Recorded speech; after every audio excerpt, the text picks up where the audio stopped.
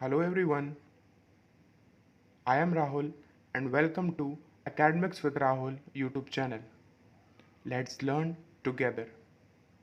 अगर आप चैनल पर पहली बार आए हो तो चैनल को सब्सक्राइब करें और बेल आइकन को प्रेस करिए ताकि इस तरह की यूज़फुल और इन्फॉर्मेटिव वीडियोस मिलें आपको सबसे पहले। CBSE क्लास 7 सिविक्स चैप्टर 1 का पार्ट 3 है। अगर आपने पार्ट 1 और पार्ट 2 नहीं देखा है तो डिस्क्रिप्शन में उन दोनों की लिंक है, आप वहाँ से जाके पार्ट 1 और पार्ट 2 देख सकते हो। इक्वालिटी इन इंडियन डेमोक्रेसी, भारतीय लोकतंत्र में equality. The Indian constitution recognizes every person as equal. This means that every individual in the country, including male and female persons from all caste, religions, tribes, educational, and economic backgrounds, are recognized as equal. This is not to say that inequality ceases to exist. It doesn't, but at least in democratic India, the principle of the equality of all the person is recognized. भारतीय संविधान ये recognise करता है कि हर एक person equal है, समान है। इसका मतलब हर वो इंडिविजुअल जो कंट्री का हिस्सा है, चाहे वो मेल हो या फीमेल, यानी वो पुरुष जाति का हो या महिला जाति का, वो किसी भी कास्ट का हो, किसी भी धर्म का हो, किसी भी ट्राइब का हो, चाहे पढ़ा लिखा हो या ना हो, उसका इकोनॉमिक यानी पैसे वाला हो या ना हो, इन सबको पीछे छोड़ते हुए उसको क्या रिकॉग्नाइज किया जाएगा कि वो इक्वल है, बराबर है। दिस इज नॉट टू से, इसका मतलब पर यह नहीं है कि अनइक्वालिटी यानी असमानता नहीं है, असमानता है, लेकिन एटलीस्ट एक डेमोक्रेटिक इंडिया में इक्वालिटी का प्रिंसिपल है और उसको रिकॉग्नाइज भी किया जाता है। While no law existed to protect people from discrimination and ill treatment, now there are several that work to see that people are treated with dignity as equal. इसके पहले कोई भी ऐसा कानून नहीं था जो कि लोगों को प्रोटेक्ट करता इस तरह के डिस्क्रिमिनेशन से, पक्षपात से और इस तरह के इल ट्रीटमेंट, दुर्व्यवहार से। पर आज ऐसे लॉ हैं जो उनके आत्मसम्मान की रक्षा करते हैं और उन्हें समान महसूस कराते हैं। This recognition of equality includes some of the following provisions in the Constitution. First, that every person is equal before the law. तो समानता के इस रिकॉग्निशन में संविधान का ये प्रावधान आता है कि हर एक पर्सन कानून के सामने बराबर है। What this means is that every person from the president of the country to Kanta domestic worker has to obey the same laws. इसका मतलब ये है कि हमारे देश के राष्ट्रपति से लेकर कांता जो कि एक डोमेस्टिक वर्कर है, सबको कानून का पालन करना होता है और कानून के सामने सब बराबर होते हैं। Second, no person can be discriminated against on the basis of their religion, race, caste, place, birth और वेदर दे आर फीमेल और मेल। दूसरा, कि कोई भी पर्सन को डिस्क्रिमिनेट नहीं कर सकते हैं। किस बेसिस पे? रेस के बेसिस पे, उसके धर्म के बेसिस पे, उसकी कास्ट के बेसिस पे, उसकी पैदा होने की जगह के बेसिस पे, या फिर वो लड़का है या लड़की इस बेसिस पे। Third, even every person has access to all public places including playground, hotels, shops, markets. All persons can use publicly available wells, roads, bathing ghats. Fourth, untouchability has been abolish. तीसरा है कि हर एक person को allowed है कि public places, जो भी public places हैं उन सबको वो यूज़ कर सकता है, जैसे प्लेग्राउंड हो गए, होटल हो गए, शॉप हो गए, मार्केट हो गए, और जो चीज़ें भी पब्लिकली सबके लिए अवेलेबल हैं जैसे रोड है और बाथिंग घाट हैं और कुएं हैं, ये सब वो यूज़ कर सकते हैं। चौथा है अनटचेबिलिटी, यानी पहले के लोग क्या करते थे, लोअर कास्ट के लोगों को टच नहीं करते थे क्योंकि वो सोच रहे थे कि वो अशुद्ध हो जाएंगे इससे। तो ये जो अनटचेबिलिटी थी वो खत्म हो चुकी है। Two ways in which government has tried to implement the equality that is guaranteed in the constitution is first through laws and second through government programs or schemes to help disadvantaged communities. दो तरीके जिससे सरकार ने, government ने ये कोशिश की है कि समानता सबके लिए हो। एक तो है कानून जिससे सब लोग समान रहे, और दूसरा है गवर्नमेंट की प्रोग्राम और ऐसी स्कीम्स जिससे सबको समान अवसर मिले। There are several laws in India that protect every person right to the treated equally. कुछ ऐसे कानून हैं हमारे देश में जो कि सभी लोगों को प्रोटेक्ट करते हैं, बचाते हैं कि वो उन्हें इक्वली ट्रीट किया जाए। In addition to laws, government has also set up several schemes to improve the lives of communities and individual who has been treated unequally for several centuries। इसके साथ ही गवर्नमेंट ने बहुत सारी स्कीम्स भी launch की हैं जिससे इस तरह के लोग जिनके साथ दुर्व्यवहार हुआ है उनकी ज़िंदगी इम्प्रूव की जा सके, उनकी कंडीशन को इम्प्रूव किया जा सके और जो भी अनइक्वालिटी उनके साथ हुई है उसको सुधारा जा सके। These schemes are to ensure greater opportunity for people. इस तरह की जो स्कीम्स हैं वो लोगों को ज़्यादा अपॉर्चुनिटीज़, मौके देती हैं कि वो जो भी उन पास्ट में जिन चीज़ों को नहीं अलाउ किया गया था कि वो करें, वो चीज़ें अब उनसे करवाई जाएँ। One of the steps taken by the government include the midday meal scheme. This refers to the program introduced in all the government elementary schools to provide children with cooked lunch. एक ऐसा ही step क्या है government का, वो है mid day मील। ये programme government क्यों करती है? ये स्कूल में ऑर्गेनाइज करवाया जाता है। जितने भी गवर्नमेंट स्कूल्स होते हैं वहाँ पे बच्चों को दोपहर का यानी मिड डे लंच जो होता है वो पकाकर सरकार की तरफ से बच्चों को दिया जाता है। तमिलनाडु एक पहला ऐसा राज्य था जिसने 2001 में इस चीज़ की शुरुआत की थी। The supreme court asked all the state government to begin this program in the school with in 6 month. और उसके बाद सुप्रीम कोर्ट ने ये ऑर्डर दिया था सारी स्टेट गवर्नमेंट को कि वो भी ये प्रोग्राम 6 महीने के अंदर अंदर अपने अपने राज्य स्कूलों में स्टार्ट करवाए। This program has had many positive effect. इस प्रोग्राम की वजह से क्या हुआ, कई सारे पॉजिटिव इफेक्ट हुए। These include the fact that more poor children have begun enrolling and regularly attending school। इससे क्या हुआ, जो भी गरीब बच्चे थे वो स्कूल ज़्यादा आने लगे, एडमिशन करवाने लगे और स्कूल में भी रेगुलरली आने लगे, उसकी अटेंडेंस बढ़ गई। Teachers reported that earlier children would often go home for lunch and then not return to school, but now with the mid day meal being provided in school the attendance has improved. Teacher कहती हैं कि इसके पहले बच्चे जब घर खाने जाते थे तो कभी लौट के ही नहीं आते थे, लेकिन जब से ये मिड डे मील वाली स्कीम चल गई है तो बच्चों को यहीं खाना मिल जाता है और उससे वो स्कूल में ही रहते हैं और पूरी पढ़ाई कर कर ही घर जाते हैं। Their mothers who earlier had to interrupt their work to feed their children at home during the day now no longer need to do so. उनकी माँ जो अपना घर का काम छोड़कर उनके लिए खाना पकाती थी कि बच्चे आएंगे वो खाएंगे, अब उनको भी उन चिंता करने की ज़रूरत नहीं है क्योंकि स्कूल में ही उन्हें वो खाना मिल जाता है। This program has also help reduce caste prejudice because both lower and upper caste children in the school eat this meal together and in quite a few places. इस प्रोग्राम ने एक और चीज़ को ख़त्म किया है, वो है कास्ट प्रेजुडिस। प्रेजुडिस का मतलब होता है पक्षपात करना, बाइस्ड होना, यानी जो कास्ट में डिफरेंसेस है उसको भी इसने ख़त्म किया है क्योंकि इस खाने को लोअर कास्ट और अपर कास्ट यानी ऊंची जाति और नीची जाति दोनों तरह के बच्चे साथ में बैठ के सेम खाना खाते हैं। Dalit women have been employed to cook the meal. The mid day meal programme also help reduce the hunger of poor student who often come to school and can not concentrate because their stomachs are empty. जो Dalit women होती हैं, ऐसी cast women, उनको लगाया गया है कि वो खाना बनाए ये मिड डे मील का, और मिड डे मील प्रोग्राम से उन गरीब बच्चों की भूख को भी शांत किया जाता है जो कि स्कूल में ध्यान नहीं लगा पाते थे, नहीं पढ़ पाते थे ठीक से, बिकॉज उनके पेट खाली होते थे, उन्हें भूख लगती रहती थी। इसलिए इस मिड डे मील ने काफ़ी हेल्प की। While government programs play an important role in increasing the equality opportunity, there is much that still needs to be done। भले ही गवर्नमेंट ने कई सारे प्रोग्राम लॉन्च किए हैं ताकि इक्वालिटी को बढ़ावा दिया जा सके और लोगों को अपॉर्चुनिटीज़ बराबर दी जा सकें, पर इसके बावजूद भी बहुत सारे काम हैं जो अभी भी करने बाकी हैं। When the midday meal program has helped increase the enrollment and attendance of poor children in school, there continues to be a big difference in our country between schools that the rich attend and those to the poor attend।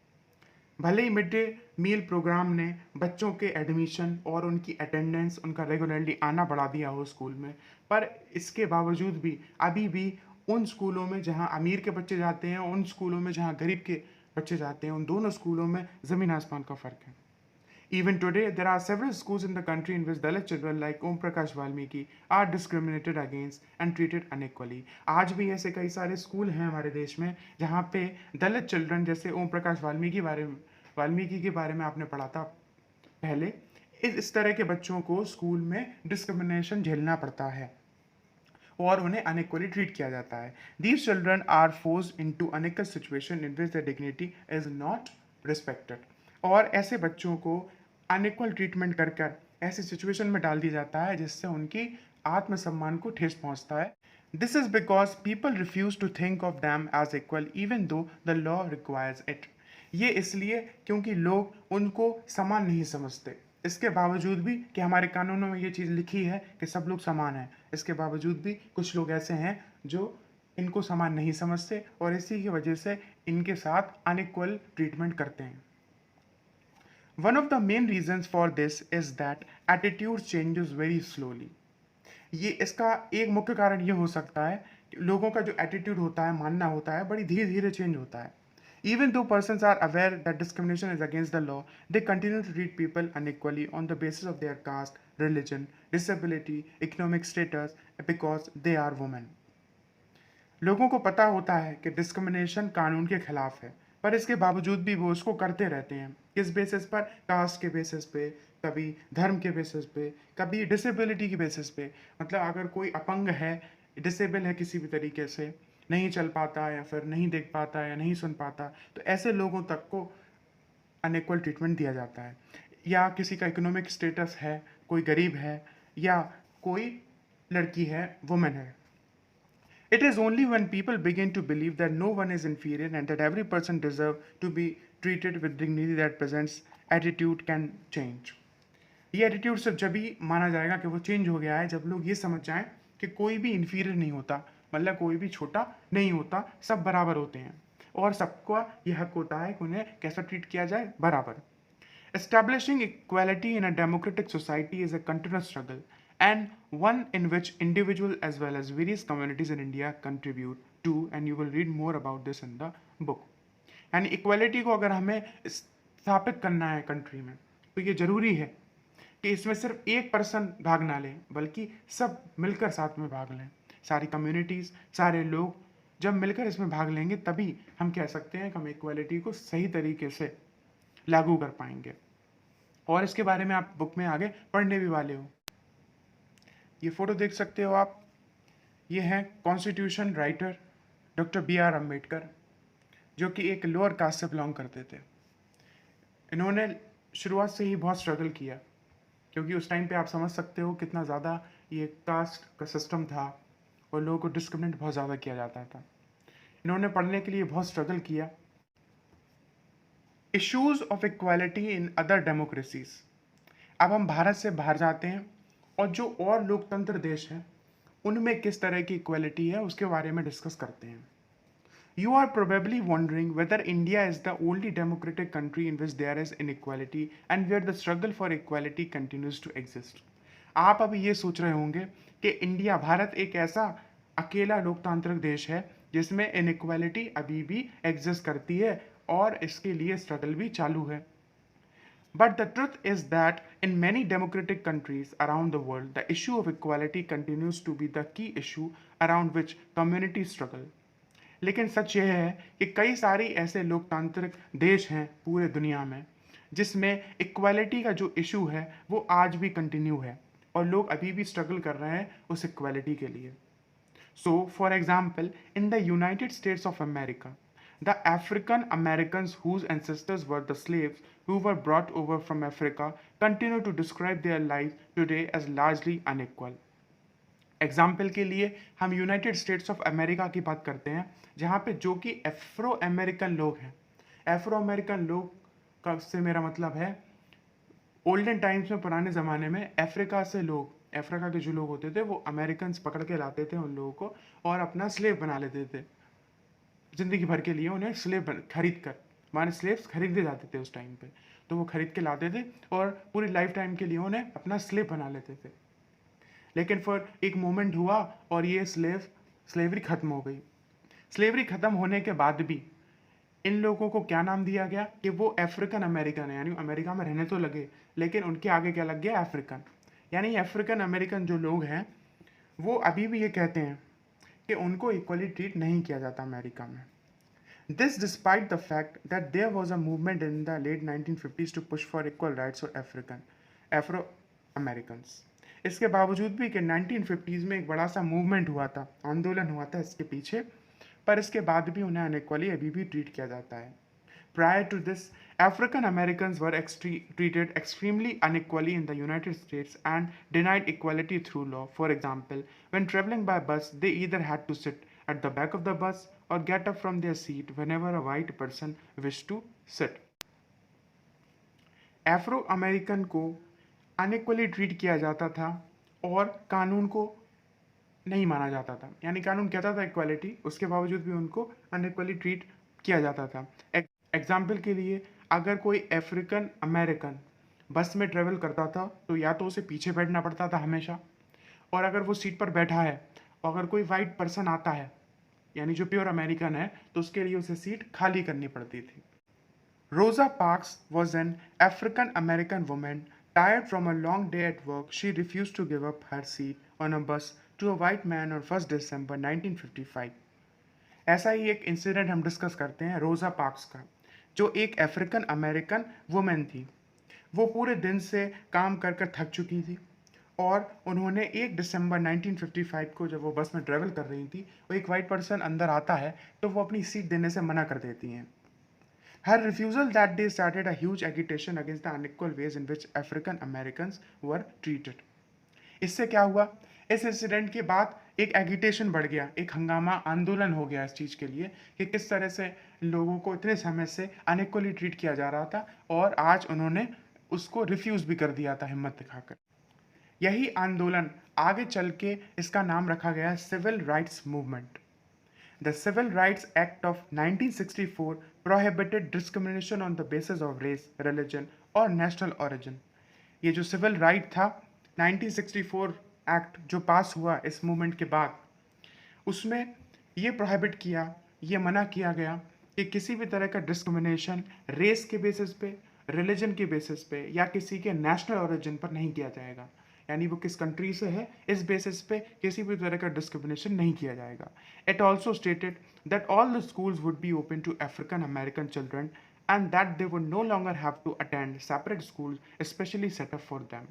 इसने साथ ही ये भी पक्का कर दिया कि सारे schools खोल दिए जाएंगे किन लोगों के लिए, अफ्रीकन अमेरिकन बच्चों के लिए, क्योंकि इसके पहले दोनों ही के लिए अलग अलग स्कूल्स थे, अफ्रीकन अमेरिकन के लिए अलग और अमेरिकन के लिए अलग स्कूल थे, लेकिन अब वो सब मिलकर एक ही स्कूल में जा सकते थे और स्कूल्स को अटेंड कर सकते थे। However, despite this, a majority of African Americans continue to be among the poorest in the country। इस सब के बावजूद भी ज़्यादातर अफ्रीकन अमेरिकन उस कंट्री में अभी भी क्या है, गरीब रहे।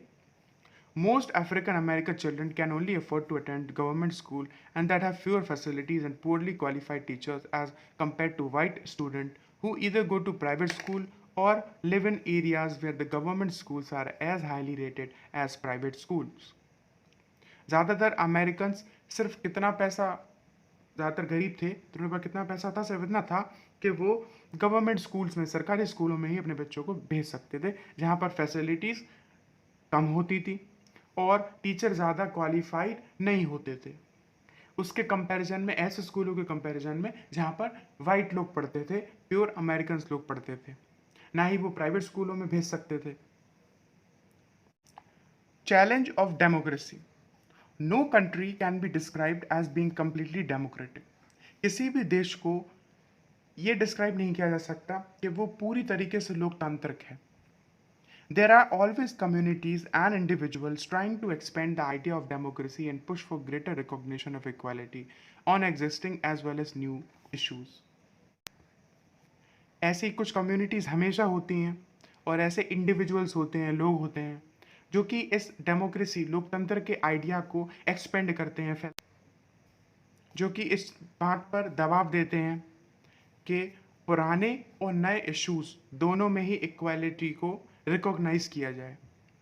Central to this is the struggle for the recognition of all the persons as equal for their dignity to be maintained.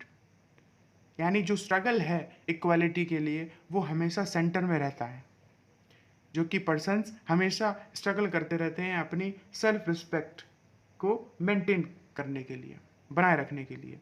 इस किताब में, इस बुक में आप यही पढ़ने वाले हो कि इक्वालिटी के क्या इश्यूज़ हैं डेमोक्रेटिक इंडिया में। अगर आपको हमारी वीडियो और हमारा कंटेंट पसंद आता है तो इस वीडियो को लाइक करें, शेयर करें और चैनल को सब्सक्राइब करें।